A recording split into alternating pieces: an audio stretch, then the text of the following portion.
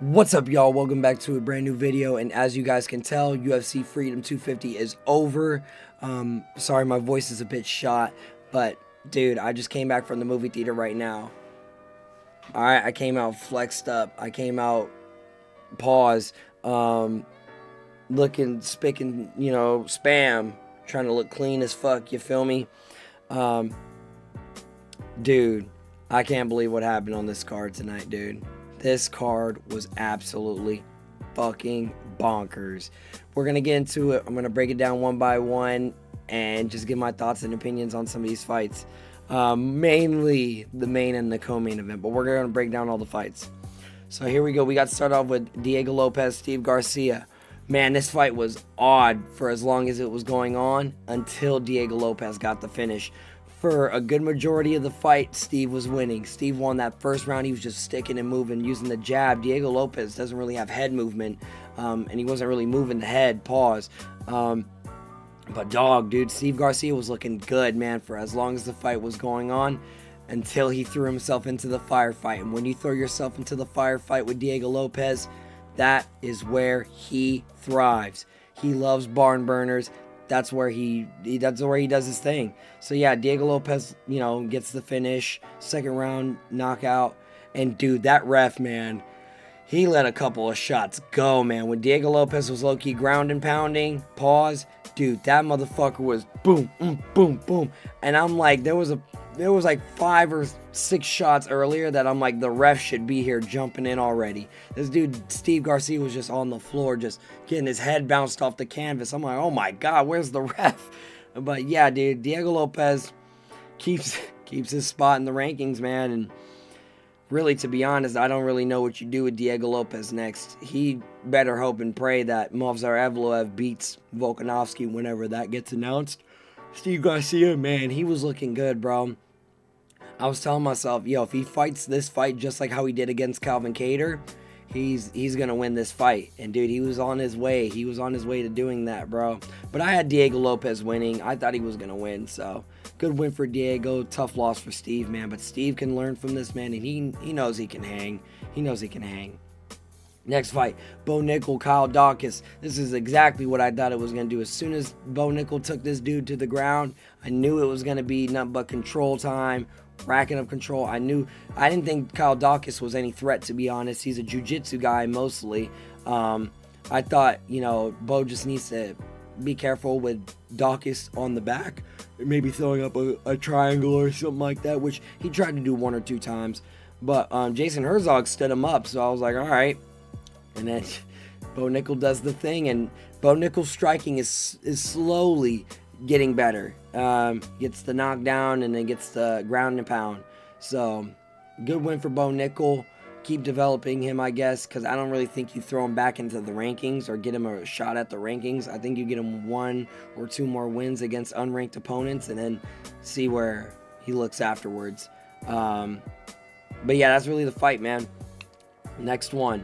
Mauricio Hoofy and Michael Chandler. Dude, 3 significant strikes? No way. Oh my gosh, in 4 minutes and 30 seconds, technically. Yo, Mauricio was looking outstanding this fight. The striking was crisp. The movement was amazing. 2 knockdowns, bro. Like, you see it right here. This was utter domination, man.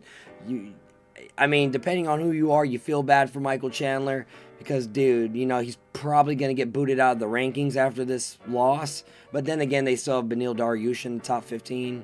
I believe so. Actually, let me look that up real quick. I left my keyboard over there. Fuck. All right. Well, let's use the laptop. UFC rankings. Right here. UFC rankings. Not 2025, but let's just go. Here we go. Let's see, Ilya Taporia. Yeah, they still got Beneil Dariush in the rankings, bro. And he moved up 1 spot.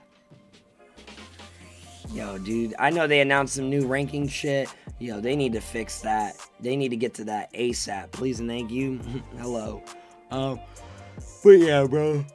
Oh my gosh. Man, I'm tired because right now it is 11:16. I have work the next day, which is kind of weird why they did this on a Sunday, but whatever. But yeah, no, Mauricio Hoofy was looking outstanding this fight, man. And it's a good win, man. Makes you think, like, how good is Benoit, bro? How good is Benoit Saint Denis, you know? But yeah, dude, Mauricio Hoofy, bro.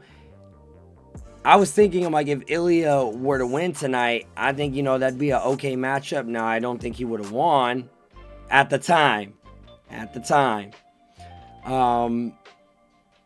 But dude, man, what do you do with Mauricio Hoofy? Because, you know, a lot of the dudes are booked. You know, Max is booked.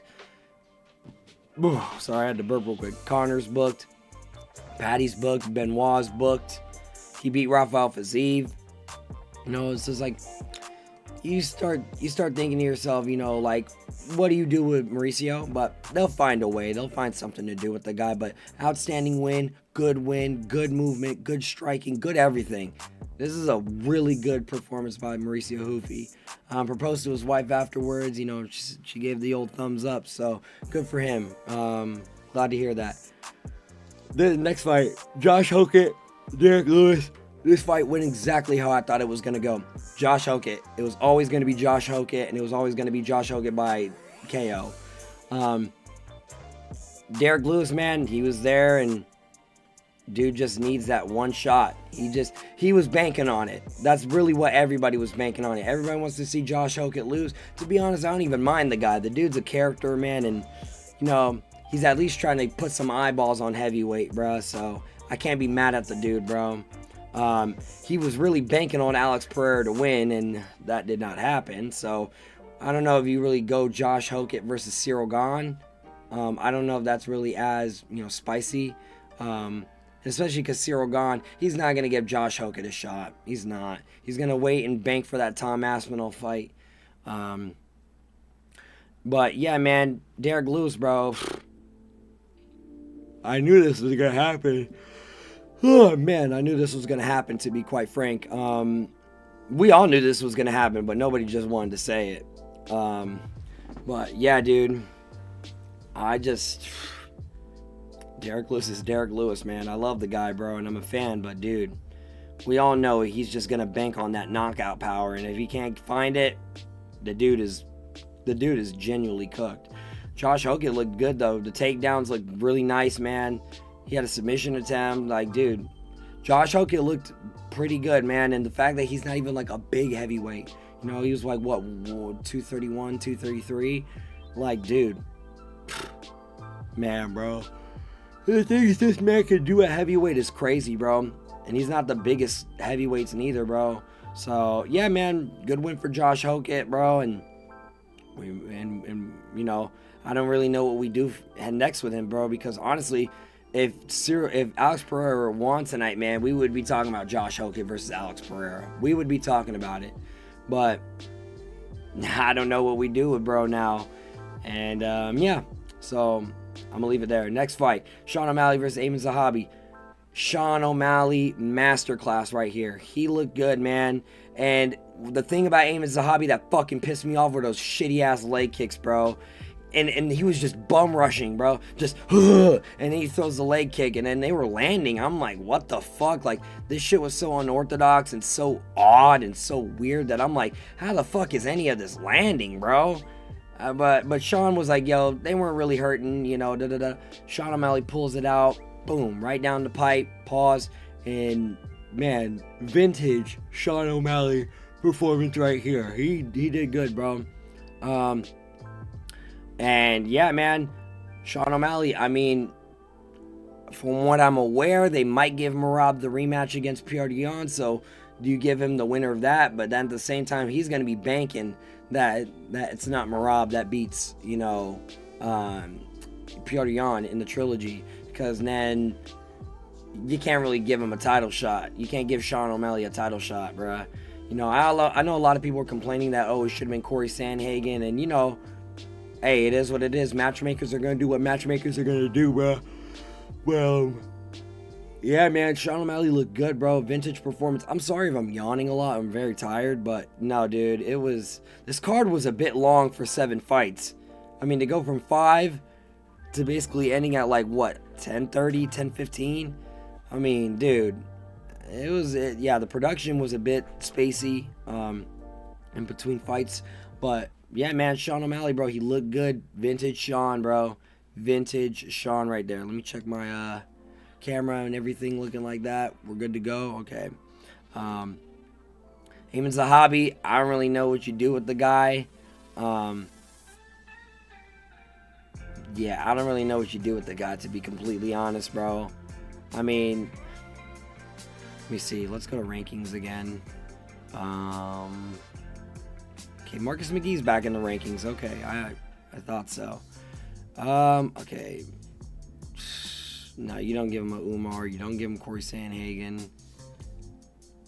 Batista's fighting Sanhagen. David Martinez. Yeah, they were going to chuck David Martinez to fucking Umar Nurmagomedov. So maybe when David Martinez heals up, go Amin versus David. Bam. That's, it's reasonable. Or even Peyton Talbot, bro. If you want to get Peyton Talbot up there, bro, go for it, man. Peyton Talbot versus Amin. That's not too crazy, bro. What the fuck? Hold up. Oh my gosh, open up. I was like, there we go. I was like, what the fuck is going on? It's my fault. I'm tired right now. All right. Let me see. Okay. And then let's go back to, yeah. So like I said, vintage Sean O'Malley, man, he looked good, bro. And there's really not much I could say. But now this is where the main and the co-main event are probably where I'm going to air out most of what I'm thinking. But, woof, man. Cyril Gane, Alex Pereira. Cyril Gane, TKOs, Alex Pereira in the second round. And I'm going to start off with saying this. I don't think Alex Pereira looked lost at heavyweight. I don't believe so. Cyril Gane just moved quicker, fought quicker, had more technique, threw out more volume, more punches, just more of everything. Was Cyril Gane too much for Alex Pereira? That's the real question. And I don't know, man. And I don't want to be like, oh, I don't know, and then you guys are screaming through your phones or through your screen talking about, well, yeah, he was. No, it's just because I don't want to fall into recency bias, So I want to rewatch it again, and kind of. But I know Cyril Gane looked good, As much as I don't fucking like the guy, this dude's a fucking, he's a fucking annoyance, bro, to me and my life, bro. Not even just me being a Tom Aspinall guy, but this dude's the fucking eye poker, nut kicker, back of the head shots. And I've seen some people complaining on the internet talking about, oh, back of the head shots. Like I said, I'm going to rewatch it again. I'm not going to make the judgment call and just say a bunch of shit right now off of recency bias. I'm going to calm down. I'm going to relax, and I'm just going to, I'll rewatch it, and then make my judgment, make my opinion and my thoughts then. Because I don't want to air out anything and be like, oh, da-da-da, and complain, and then I'm, like, caught up in the moment. I'm not going to do that. But Cyril Gane, he looked good, bro. The volume, the output, the pace, everything. He just looked better tonight. He genuinely just looked better tonight. And Alex, man, I don't know what he does, bro. I don't know if he goes back down to light heavyweight or if he goes back up to heavyweight. I really don't know. But any talks of Alex Pereira beating Tom Aspinall, throw it out the window. And I know a couple people that said Alex would beat Tom. Throw it out the window. If he can't even beat Cyril Gane, he wouldn't even beat Tom, because some people think Cyril Gane was winning the fight against Tom up until the eye pokes, and I won't even argue with that. But if you can't even beat Cyril Gane, you're not beating Tom. You're not beating Tom. Tom is Cyril Gane plus a little bit more, because the dude's got ground game, he's got jiu-jitsu, man. But yeah, Alex Pereira fans, I fuck with Alex. I really do. I fuck with Alex for real. But let's chill out, man, on the heavyweight thing. I think he should stay at heavyweight, though. The division is very shallow, and there's opportunities and chances for him to get another title shot. You mean to tell me Cyril Gane off of one win? So, bro, Cyril Gane got one win, okay? Let me go to the full profile real quick, because we're always complaining about this guy getting title shots, whatever the fuck, but Let's do this. Okay. All right. He loses to John Jones, gets the Spivak fight. All right, whatever. Gets the Volkov fight, which we all know he did not win. We all know he did not win that shit, bro. And then the no contest, so he gets a title shot. You know what? Let me go to the full fight history, actually. I want to go through the full fight history. Let me see. All right, so we got Francis Ngannou beats Derek Lewis. Like, I love Derek Lewis, bro, but come on, man. Loses to Francis Ngannou. And that makes you start thinking, hey, Francis Ngannou, bro, dude, he's still pretty fucking good, bro. Gets the win over Tai Tuivasa, but gets sat the fuck down in one of those rounds. Loses to John Jones, Sergey Spivak. All right, then Volkov in a fight that we know he didn't win, bro. A lot of us know he didn't win that. Then the Tom Aspinall fight. Okay, so he gets 2 fights, gets a title shot, which is crazy, bro. I mean, he got 1 fight and then got a title shot. That just shows you how shallow that division was, bro. Gets 2 fights, title shot. But Sergey Spivak, like, oh, man. And then Volkov, you didn't really even win that fight, bro. Like, oh, man. Gets you know, and, okay. Hindsight's 2020, we're going to say he looked good against Tom Aspinall. But when it was booked, it's like, man, this dude's just getting title shot after title shot. No contest. And then they book Alex Pereira, you know, for the interim belt, title shot. This dude gets title shots, bro. Like 5, bro. Look at that. People are just tired of it, man. They're annoyed by it. And when people, I'm a part of the group of people. But, I mean, he did his thing tonight. He looked good tonight. Put Alex out, man. Knocked out Alex, man. Made Alex look normal, regular. And, but yeah, I think Alex Pereira should stay at heavyweight. He didn't look lost out there. And he would beat a majority of the heavyweights. I mean, let's go to the rankings right now. Could he beat so-and-so? Could he beat Mick Parkin? Yes. Pericic? Yes. Walter Walker? Yes. Marcin Tybura? Yes. Ante Delia? Yes. Terrell Fortune? Yes. He could beat a lot of these guys, bro. Maybe, obviously, he lost to Cyril Gane. Maybe Volkov could get him a good fight. Sergey Pavlovich could give him a kind of whatever fight. He could beat Waldo Cortez Acosta. He could beat Josh Okit. You know, like, he beats a lot of these guys. So you mean to tell me all he has to do is beat 1 or beat 2 and then he can get a title shot again? Come on, with how shallow heavyweight is, and heavyweight needs Alex Pereira right now. Bad. So I think Alex should stay. At heavyweight, man, respectfully.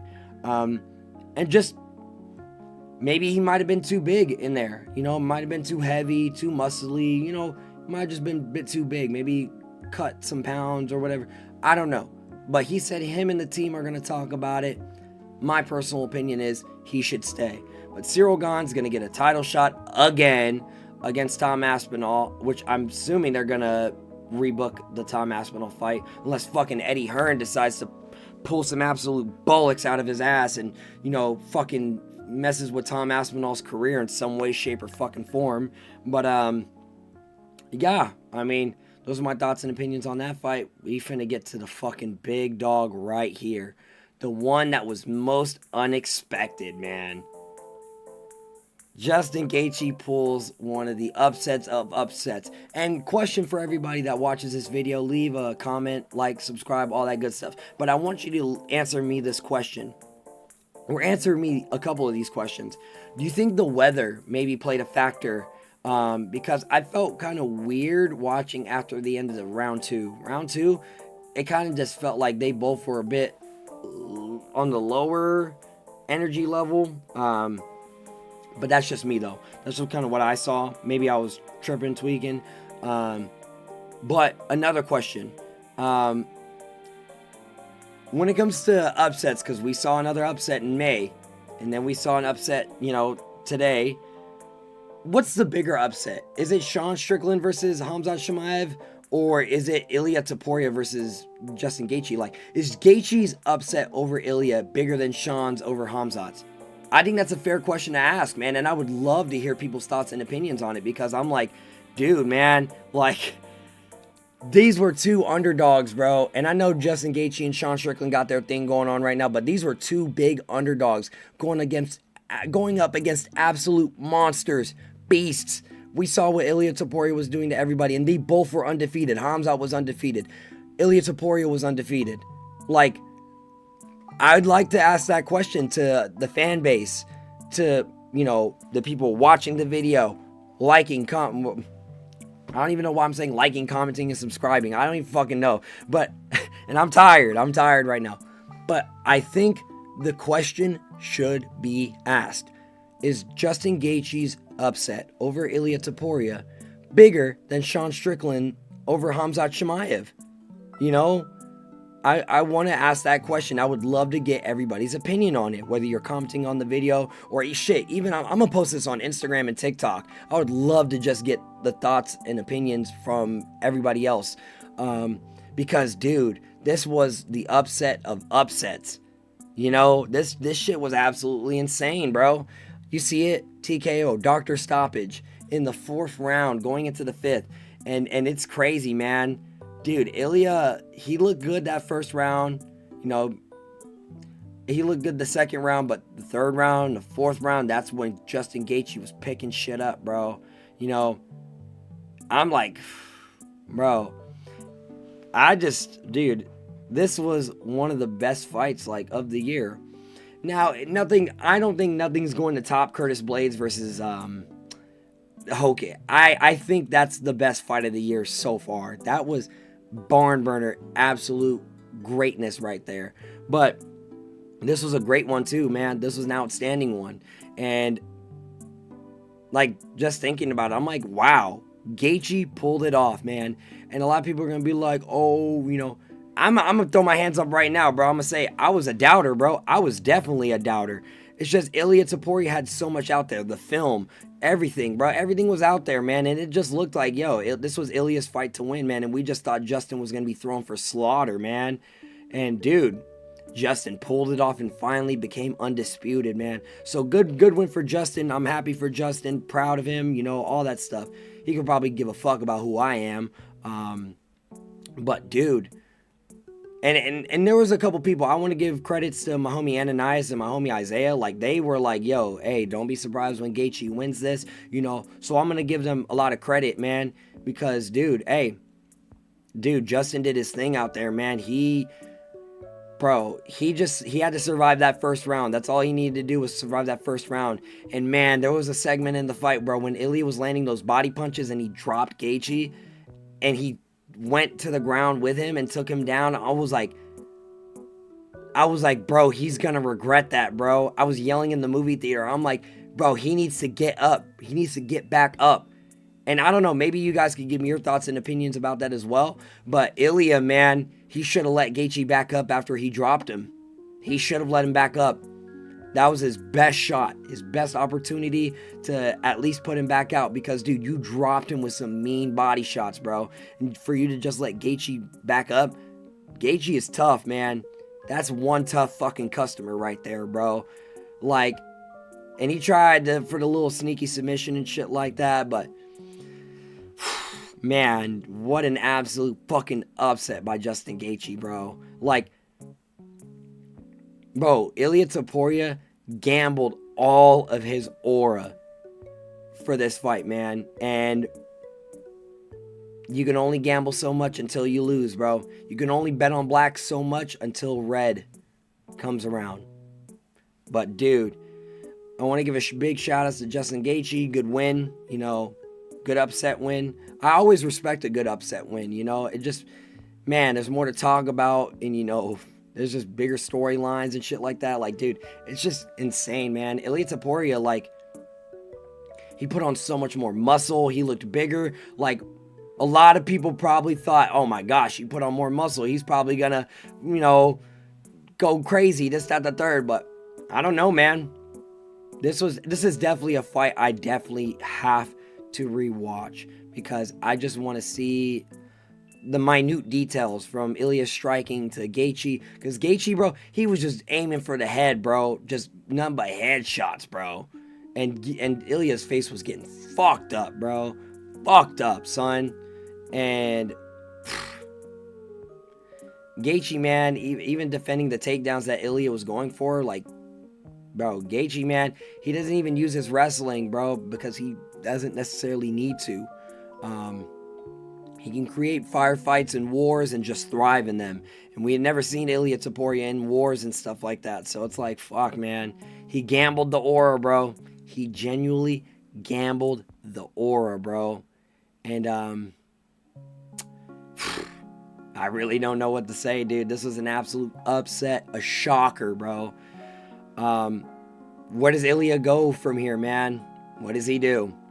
Justin Gaethje, does he retire? You know, we're gonna give him a couple days and he'll let us know about that. But it makes you start thinking next that if like Justin Gaethje does stick around, who's the next guy up?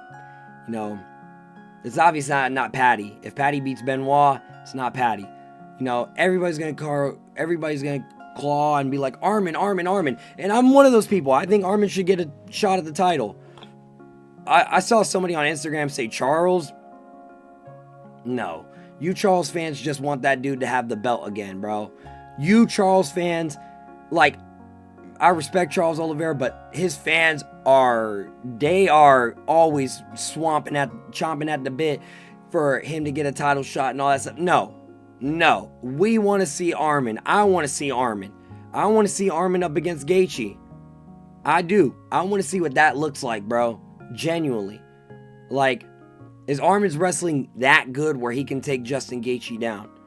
You know, like, we saw Ilia do it one time, you know, but I want to see it, bro. I want to see Justin Gaethje versus Armin. That's genuinely what I want to see. But, I don't know. Give me your guys' thoughts, opinions. You know, what do you guys think is next for Ilia? What do you guys think is up next for Gaethje? What do you think is next for Pereira, Gane? You know, all these things. Just give me your thoughts and opinions on the whole card in general, because this was a good card. All of them were finishes. Every fight was a finish. So, like, dude, man, this was insane, bro. And I'm glad that UFC Freedom 250 is over, bro, because we can stop chatting bull about, you know, politics and all this whatever stuff, bro. I was just getting tired of it all, man. I just wanted to see some fights, dog. But, man, dude, what a card. Dude, two of UFC's most beloved fighters, Ilia Topuria and Alex Pereira, both lost tonight. The fans had to see two of their favorites, two cult favorites, just get thraxed, man, tonight. So, man, dude, this is insane work, bro. This is insane. Whoa, man. I'm in shock, bro. I'm in genuine shock. Like, this is what the UFC is made for, bro. Nobody's a minus 500 that night, bro. We all like to think it until we see stuff like this happen, bro. But, dude, man, what a card, bro. What a card. And, yeah, like I said, tell me your guys' thoughts, opinions. Like, comment, subscribe. Let me know what you guys think happens with Ilia, Gaethje, Pereira, Gane, Rufy, Chandler. Just give me your thoughts, man. Whether it's about one specific fight or even just, you know, the whole card. Just give me your thoughts, opinions, because I'd like to hear them, man. I genuinely would like to hear them. So, yeah, I'm going to leave this video here, a little short video. I want to keep it under 30 minutes because at the same time, too, I got work tomorrow, man. So I got to upload this, get this out, and all that stuff. So, yeah, man. I appreciate everybody that just stopped on by, just watches the video, whether you like it, comment, subscribe, whatever the fuck, bro. I appreciate all the support, man. And yeah, man, what a fucking card, dude. But I'm gonna just leave it here, y'all. So until then, I'm gonna catch y'all later. All right, peace.